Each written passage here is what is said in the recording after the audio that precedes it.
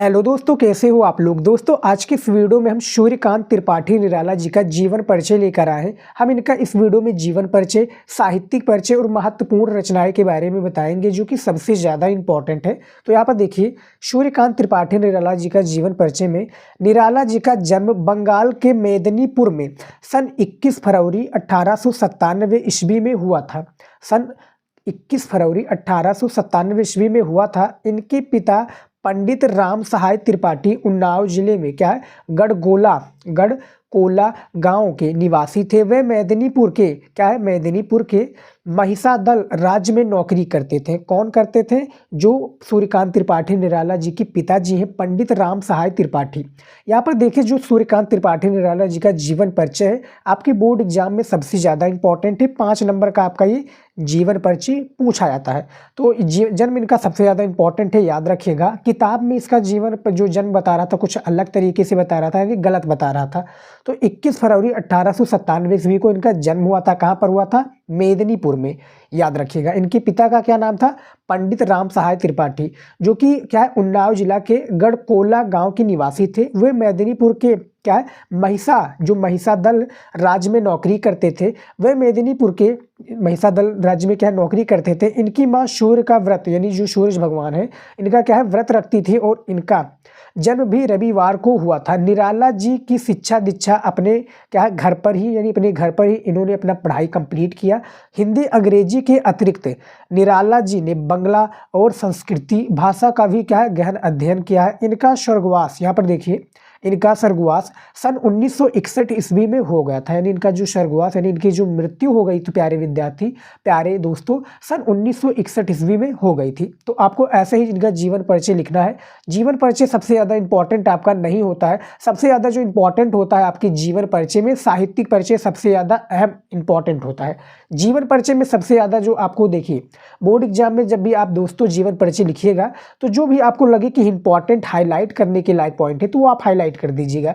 जैसे कि यहाँ पर मेदिनीपुर है, जहाँ पर इन्होंने का जो क्या जन्म हुआ, मेदिनीपुर पर आप इसको क्या हाईलाइट कर दीजिए। फिर जहाँ पर इनका क्या है, किस सन में जन्म हुआ, 21 फरवरी 1897 ईस्वी को, तो इसको आप हाईलाइट कर दीजिएगा। इनके पिता का क्या नाम था, इनके माता का क्या नाम था, ये सारी चीज़ें जब आप हाईलाइट कर देंगे तो एग्जामिनर क्या होता है, जो टॉपर स्टूडेंट होते हैं, यही सारी क्या है, पूरी कंप्लीट जीवन परिचय इसी तरीके से लिखते हैं। और जो उनको लगते हैं कि हाईलाइट करने के लायक पॉइंट है, उसको वो हाईलाइट कर देते हैं। और 5 नंबर देखकर एग्जामिनर, प्यारे विद्यार्थी, 5 नंबर देखकर वो तुरंत क्या है, जीवन परिचय में 5 नंबर देकर वो आगे बढ़ जाते हैं, यानी अगले टॉपिक पर बढ़ जाते हैं। तो जीवन परिचय आपको ऐसे लिखना है। जीवन परिचय में ज़्यादा बड़ा मत लिखिएगा, जैसा कि यहाँ पर आप देख सकते हैं। अब इनके हम साहित्यिक परिचय के बारे में बात कर लेते हैं कि साहित्यिक परिचय कैसे है। देखिए, साहित्यिक परिचय में देखिए, श्री सूर्यकांत त्रिपाठी निराला स्वच्छंद, यहाँ पर देखिए, स्वच्छंदतावादी भावधारा के कवियों में सर्वाधिक विवादास्पद अनोखे व्यक्तित्व की गरिमा से मंडित थे। आधुनिक चेतना के विद्रोह स्वरूप की सर्वाधिक क्या है, सशक्त, यहाँ पर देखिए सशक्त है, अभिव्यक्ति इन्हीं के काव्य में मिलती है। इन्होंने काव्य रचना के साथ साथ कहानियाँ और उपन्यास भी लिखे हैं। कौन?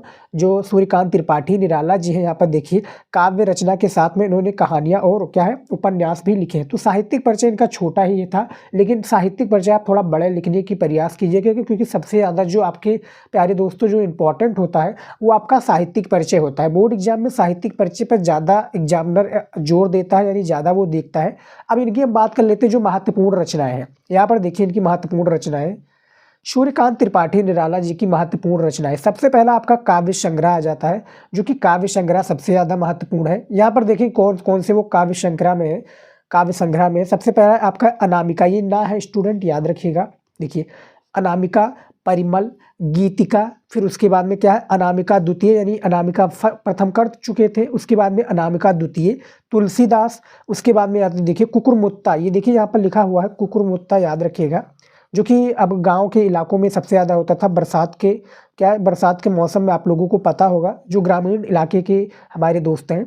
फिर उसके बाद में अड़िमा, यहाँ पर देखिए अड़िमा, वेला, नए पत्ते, अर्चना, आराधना, गीत कुंज, और भी आदि जो काव्य संग्रह है इनके शामिल है। समझ में आ गया सूर्यकांत त्रिपाठी निराला जी के। उसके बाद में अब बात कर लेते हैं उपन्यास के बारे में। देखिए उपन्यास आपका आ चुका है। पहला है आपका अप्सरा, दूसरा अलका, तीसरा है इनका जो है प्रभावती, ऐसे ही आपको लिखना है। चौथा है निरुपमा, पांचवा आपका कुल्ली भाट, छह है आपका बिल्लेसुर बरकीरहा, सातवां चोटी की पकड़, आठवां है काले कारनामे, नौ है चमेली, 10 है इंदुलेखा, 11 है कहानी संग्रह, 12 है लिली आद। ये इनके सबसे ज़्यादा महत्वपूर्ण उपन्यास है। और आपके जो बहुविकल्पीय प्रश्न पूछा जाता है दोस्तों, इसमें भी ये पूछे जाते हैं। जैसे काले कारनामे के बारे में आपने सबसे ज़्यादा उपन्यास देखा होगा कि काले कारनामा के रचनाकार कौन है, या आपने इंदुलेखा के बारे में सबसे ज़्यादा पढ़ा होगा। बोर्ड एग्जाम में इन्हीं सब का उपन्यास पूछा जाता है। और सूर्यकांत त्रिपाठी निराला जी क्या है, इसके एक प्रकार से सर्वश्रेष्ठ कहे जाते हैं,